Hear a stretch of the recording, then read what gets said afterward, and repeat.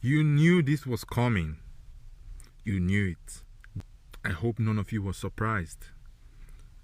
He already gave you an hint in his post-fight interview. He talked about his legs. He was having problems with his legs. It's like saying, I'm not making an excuse, but here's an excuse for you. He has given excuses for every fight. For his fight against Fury, gave an excuse. He had an injured arm. He gave an excuse. He said he was weighing 205 pounds in the ring. He always has an excuse. This is not the first time. There's always an excuse. When things don't go according to plan in a Wilder's fight, Wilder always has an excuse. And the most ridiculous reason why a fighter would say he lost a fight. Costume. A costume. A 40-pound costume that no one asked you to wear. No one forced you to wear it. No governing body, WBC, nobody said you have to wear this costume. You chose to wear it on your own. You made the decision to wear that costume. And now you're blaming it for how you looked. Let's find the particular interview that I had. It's ridiculous. These are not very good signs for Wilder. So here's what Wilder said. I did not have no legs from the beginning of the fight. In the third round, my legs were just shot all the way through. Hey, this is not an excuse. This is not an excuse, Wilder. We know you don't have any legs. You have chicken-sized legs. You skip leg days or you don't have the genetics. You have chicken-sized legs. You have the worst footwork in boxing. In fact, I would say the worst from a notable fighter in boxing. I don't know any other fighter that has as bad a footwork like Wilder. He crosses his feet. He's just unbalanced. So telling us your legs were short is no news. You have the worst footwork in boxing. So how is that an excuse? You're telling us what we already know? You have skinny, spiderly chicken legs. We know that already, Wilder. That's no news. So what else does he have to say? But I'm a warrior, and people know that I'm a warrior. It could easily be told that I didn't have legs or anything. Okay, now we know. A lot of people were telling me it looked like something was wrong with you. So now it's talking about the rematch. The rematch is definitely going to happen, he told The Athletic. We're going to get it on. I want to get right back to it. Be careful what you wish for. I said as a warrior, as a champion, as a leader, as a ruler, I want to go out on my shield. If I'm talking about going in and killing a man, I respect the same way. I abide by the same principle of receiving. So I told my team to never ever, no matter what it may look like, to never throw the towel in with me, because I'm a special kind. I still have 5 rounds left. No matter what it looks like, I was still in the fight. You see, Wilder, that is actually the problem here. That's the problem. You depend too much on your power. You gotta have a backup plan, man. Like, you depend so much on your power. You think your power is gonna save you from everything.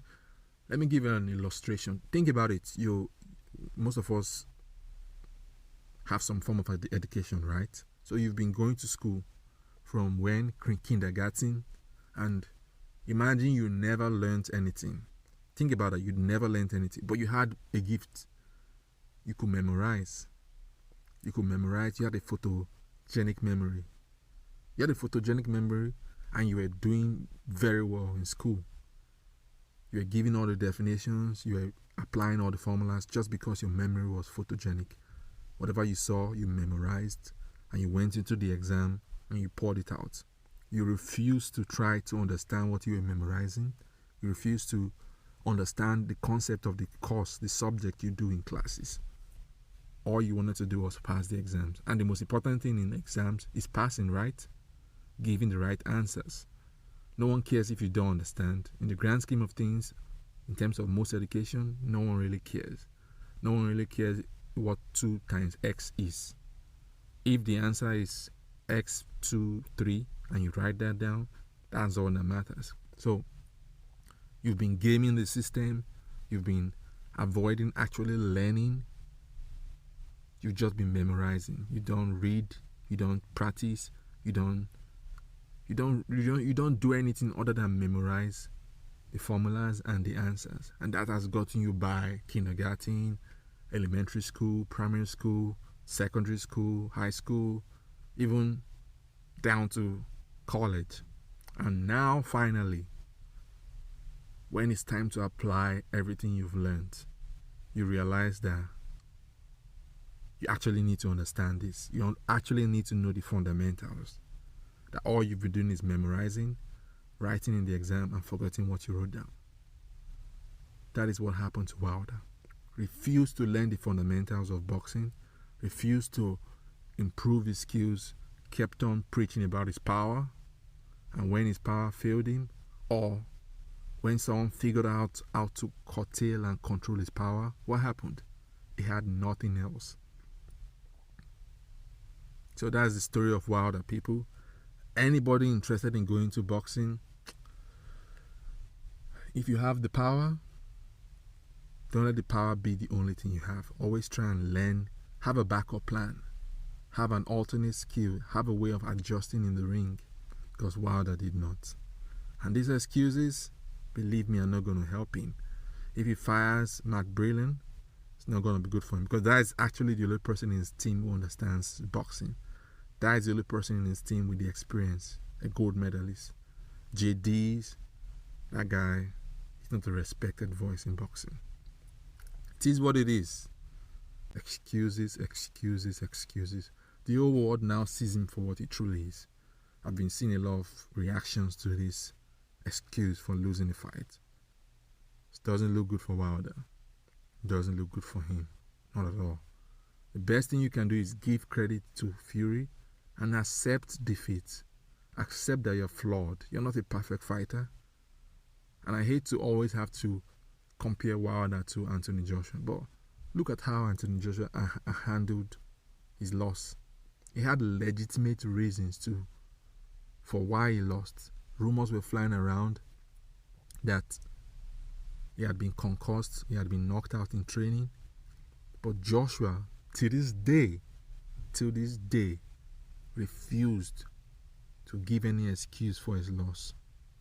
Refused. And here is Wilder, reeling out episodes upon episode of excuse. No longer the baddest man on the planet. No longer the holder of the WBC belt. It's over. It's over. And if he doesn't accept defeat and move on, it's going to look very bad in the rematch and every other fight he has, if he keeps depending on that power. Personally, I wish he hadn't thrown in the towel. I wish they had given him the benefit of the doubt. They had allowed him to be beaten to the ground. Unfortunately, I might have completely destroyed his career. But if that's what he asked for, hey, he's a man. He knows the consequences of stepping into the ring. Let him have it. It's not going to be a good look for the sport of boxing. But if that's what he wants, let him have it. Now I wonder, going into the rematch, when Fury starts beating him and pummeling him again, his coaches, will they be reluctant to throw in the towel? Will they allow him to be beaten to the point of his life? What would they do? If that's actually the reason why he's going to fire one of the best man behind him, if that's actually the reason why he does that, I wonder what happens when he's getting beat up again. Let's watch and see. But from now, from here, from this moment, doesn't look good on Wilder.